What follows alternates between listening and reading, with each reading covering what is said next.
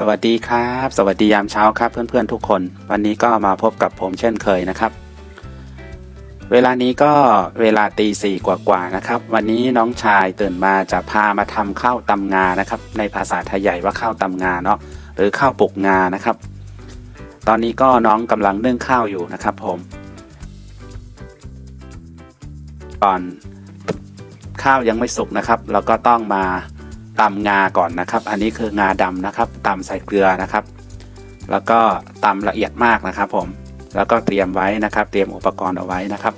หลังจากข้าวสุกแล้วก็เราก็จะมาตำกันนะครับผม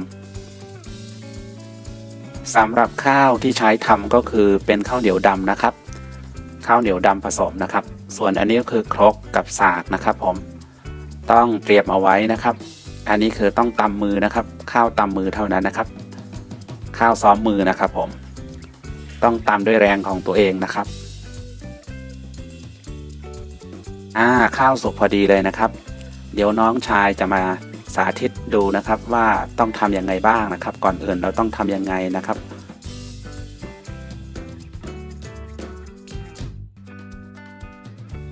ก่อนตำก็จะตักงาลงไปใส่ประมาณ1ช้อนนะครับ1ช้อนโต๊ะนะครับแล้วก็เกลี่ยงาให้มันติดครกนะครับเพื่อไม่ให้ข้าวมันติดนะครับแล้วก็เอาสากนะครับแล้วก็มาตำกับงานะครับเพื่อมันติดน้ำมันนะครับแล้วก็ข้าวจะได้ไม่ต้องติดสากนะครับก็หลังจากนั้นก็จะเอาข้าวลงไปนะครับ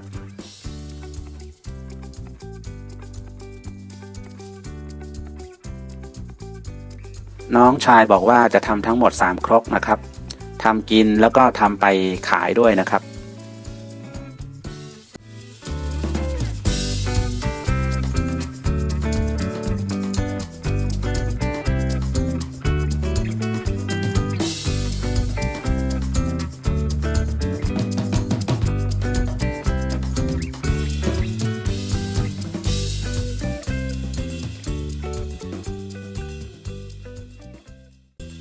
ครกที่1ใส่ประมาณ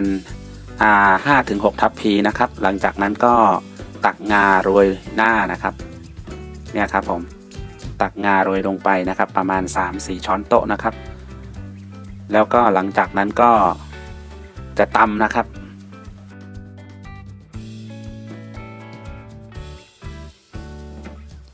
นี่ครับผมตำนะครับตำจนละเอียดนะครับจนเหนียวนุ่มเลยครับผมจนเหมือนไอเนี่ยครับเหมือนเป็นขนมญี่ปุ่นนะครับเป็นเหมือนโมจินะครับตำละเอียดประมาณนั้นเลยนะครับผมใครเคยไปญี่ปุ่นนะครับคงจะได้เห็นนะครับตรงทางเข้าวัดอาซากุสะนะมันเขาจะมีทำขนมโมจิแล้วก็เขาจะช่วยกันตำช่วยกันบดอย่างละเอียดนะครับแล้วก็หลังจากนั้นก็ทำขายนะครับอันนี้ก็คล้ายๆกันนะครับแต่อันนี้ต้องใช้แรงตัวเองนะครับไม่มีคนมาช่วยเนาะเพราะว่าครกมันเล็กนะครับ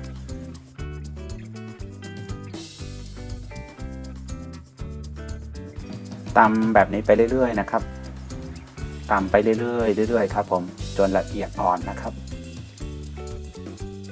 ก่อนจะได้กินนี้ต้องใช้เวลานะครับ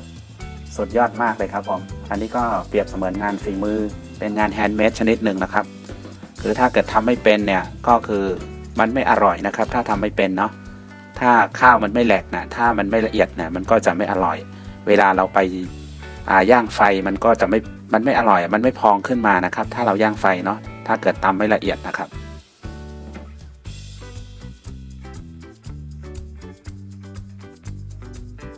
ตำแล้วก็พลิกไปเรื่อยๆนะครับพลิกกลับไปกลับมานะครับ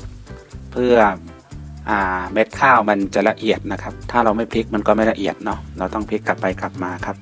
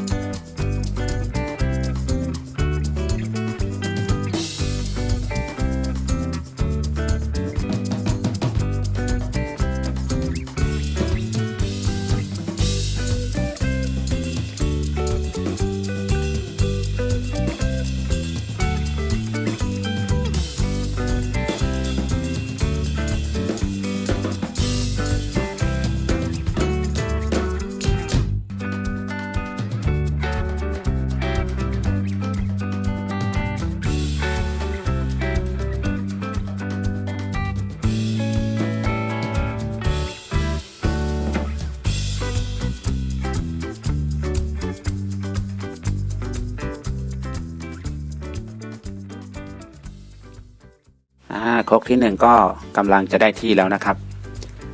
เหนียวนุ่มแล้วนะครับผมเม็ดแหลกหมดแล้วนะครับเม็ดข้าวแหลกหมดแล้วตอนนี้ก็กำลังจะเอาถาดมารองนะครับแล้วก็จะเทใส่ถาดนะครับจะปั้นแบบเป็นแบนๆไว้นะครับส่วนที่จะทำกินก็จะเป็นแบบหนึ่งนะครับส่วนทำขายก็จะทำเป็นแผ่นๆนะครับเนี่ยครับผมหนานุ่มมากเลยนะครับเหมือนคล้ายๆกับแป้งพิซซ่าเลยก็ว่าได้นะครับสุดยอดครับผมคงจะอร่อยมากนะครับ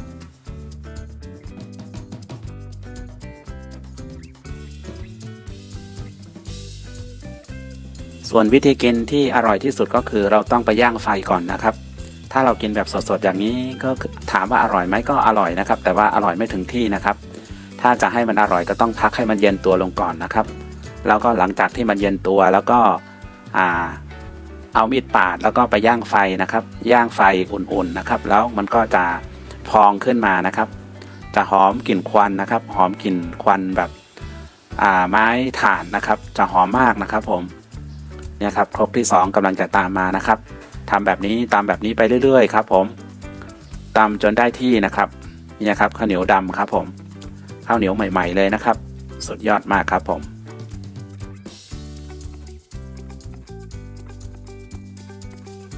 กลิ่นงากับกลิ่นข้าวเหนียวดำนะครับหอมสุดยอดเลยครับหอมชื่นใจมากเลยหอมไปถึง7 บ้าน 8 บ้านเลยนะครับสุดยอดนะครับ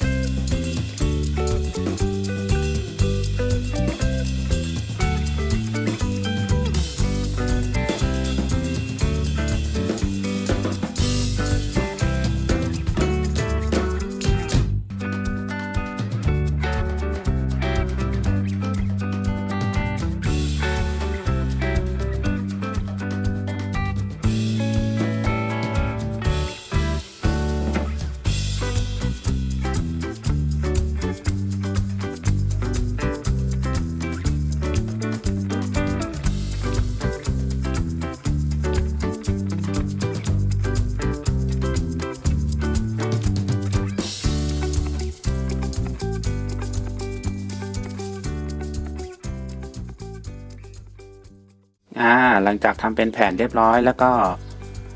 จะเอาไปผึ่งไว้นะครับแล้วก็ไปผึ่งไว้ให้มันเย็นนะครับผมแล้วก็เอาไปตากแดดสักประมาณทักแดดก็ยังดีนะครับรอให้มันแห้งนะครับเนี่ยครับผมอันนี้คือกำลังได้ที่นะครับแต่ก็ยังไม่แห้งพอนะครับกำลังน้องชายกำลังจะทำเป็นก้อนๆนะครับอันนี้คือสำหรับกินเนาะส่วนที่ทำขายเราจะทำเป็นแผ่นๆนะครับเป็นแผ่นบางๆนะครับถ้าทำขายเนาะส่วนอันนี้ทำกินนะครับน้องชายจะทำเป็นก้อนนะครับแล้วก็หลังจากนั้นก็เอาไปย่างไฟนะครับผมแล้วก็เดี๋ยวประมาณช่วงตอนเย็นๆวันนี้นะครับจะมีเพื่อนฝูงนะครับแล้วก็เพื่อนสนิทมิตรสหายในหมู่บ้านนะครับจะมาฉลองกันนะครับจะมา จิบน้ำชากันที่บ้านนะครับแล้วก็เราก็เอานี้ไปย่างไฟกินกันนะครับ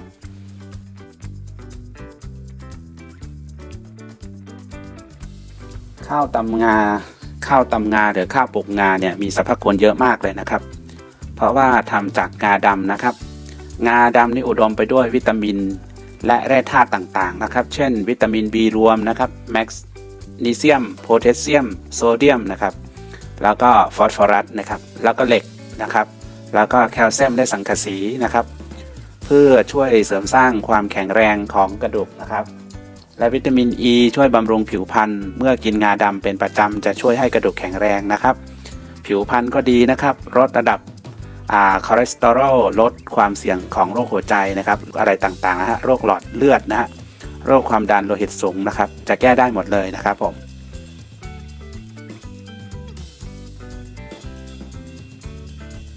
และทั้งหมดนี้ก็จะเป็นวิถีชีวิตคนหลังเขานะครับจะถ่ายทอดเรื่องราวต่างๆนะครับจะถ่ายทอดอาหารพื้นบ้านโลคอลนะครับผมจะไม่ดูหลากาไก่นะครับกินแบบตามมีตามเกิดนะอันนี้คือแบบธรรมชาติแท้ๆธรรมชาติ 100% นะครับไม่เติมแต่งนะครับไม่เจือปนนะครับ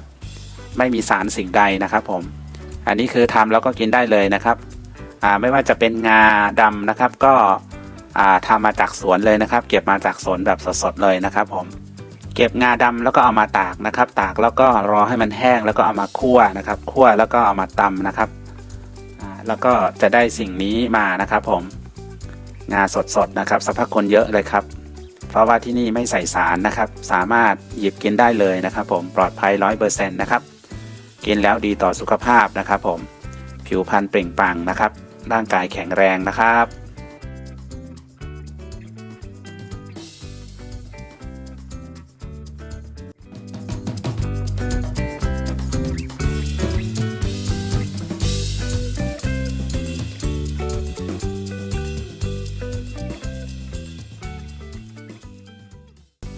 ตอนนี้ก็เวลาประมาณ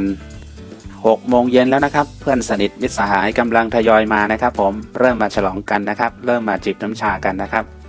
ทางเราก็เตรียมต้อนรับนะครับเอาข้าวตำงามาย่างไฟเลยนะครับเดี๋ยวเพื่อนๆก็จะตามกันมานะครับเนี่ยครับผมหน้าตาก็จะเป็นแบบนี้นะครับจะเป็นก้อนๆนะครับเนี่ยฮะแล้วก็มาย่างไฟนะครับหลังจากนั้นก็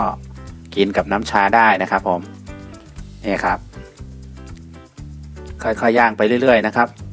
เดี๋ยวเพื่อนๆก็ตามมานะครับผมมีประมาณ10 กว่าท่านนะครับเดี๋ยวจะตามมาทีหลังนะครับกำลังทยอยมาเรื่อยๆนะครับเนี่ยครับผมมาเฉลิมฉลองกันนะครับในวันปีใหม่นะครับปีใหม่ไทยใหญ่นะครับผมมีทั้งปีใหม่ไทยใหญ่แล้วก็ปีใหม่สากลนะครับ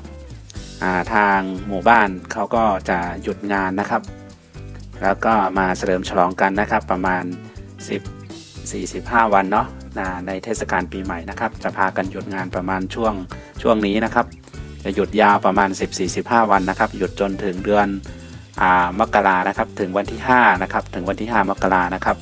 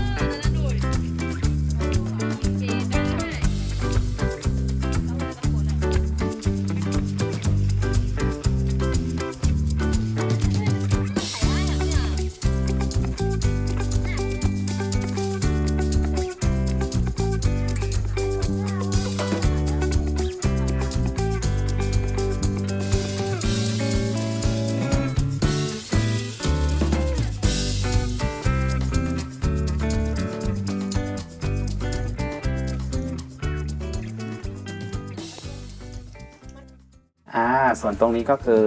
ทำขายนะครับจะเป็นแผ่นบางๆอย่างนี้นะครับอันนี้ทำขายนะครับเอาไปจำหน่ายในตลาดนะครับเนี่ยครับวิธีขายก็จะทำแบบนี้นะครับผมย่างบนเตาถ่านนะครับแล้วก็เอาตะแกรงมารองแล้วก็ย่างบนตะแกรงนะครับทำเป็นแผ่นๆแบบนี้นะครับผมอันนี้ก็2 แผ่น 2 แผ่นถ้าคิดเป็นเงินไทยก็2 แผ่น20 บาทนะครับแผ่นละ10 บาทนั่นเองนะครับผมแล้ววิธีกินก็หลังจากย่างเสร็จแล้วก็จะเอาน้ำตาลนะครับน้ำตาลผงน้ำตาลมาโรยนะครับแล้วก็ห่อใบตองนะครับผมแล้วก็เอานมราดข้างบนด้วยนะครับแล้วแต่ใครชอบแบบไหนนะครับชอบใส่นมไม่ใส่น้ำตาลก็ได้หรือว่าจะใส่ผงน้ำตาลก็ได้นะครับอันนี้เป็นน้ำตาลอ้อยนะครับไม่ใช่น้ำตาลผงน้ำตาลสีขาวๆไม่ใช่นะเขาจะโรยน้ำตาลอ้อยนะครับน้ำตาลสดนะครับย่างเสร็จแล้วก็มาวางบนใบตองนะครับแล้วก็ตักน้ำตาลโรยข้างบนนะครับหลังจากนั้นก็ห่อนะครับผมแล้วก็ห่อแล้วก็ใส่ถุงให้ลูกค้าเลยนะครับเนี่ยครับผมอร่อยมากนะครับทั้งหอมทั้งอร่อยนะครับผมนี่ครับจัดไปครับผมอร่อยจริงๆนะครับใครอยากลองก็สั่งได้นะครับมีเป็นแพ็คๆนะครับผมเนี่ยครับแล้วก็จะแถมน้ำอ้อยไป1 ถุงนะครับหากใครสนใจก็สั่งซื้อได้นะครับเนี่ยครับผม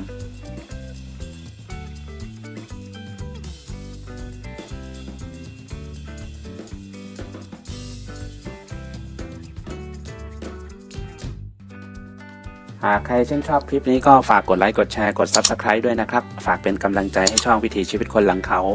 ด้วยนะครับผมช่องวิถีชีวิตคนหลังเขาก็จะทำแบบนี้ไปเรื่อยๆนะครับช่องของเราไม่หรูหรากาไก่นะครับเพราะว่าเราเน้นโลคอลนะครับอาหารพื้นบ้านนะครับผมกินแบบตามมีตามเกิดตามธรรมชาตินะครับใครชอบแนวนี้ก็ขอบคุณมากนะครับฝากกดไลค์กดแชร์กด Subscribe เป็นกำลังใจให้กันไปนะครับผมสำหรับคลิปนี้ก็ผมขออนุญาตปิดคลิปไปก่อนนะครับเจอกันใหม่ในคลิปหน้าครับสวัสดีปีใหม่ครับ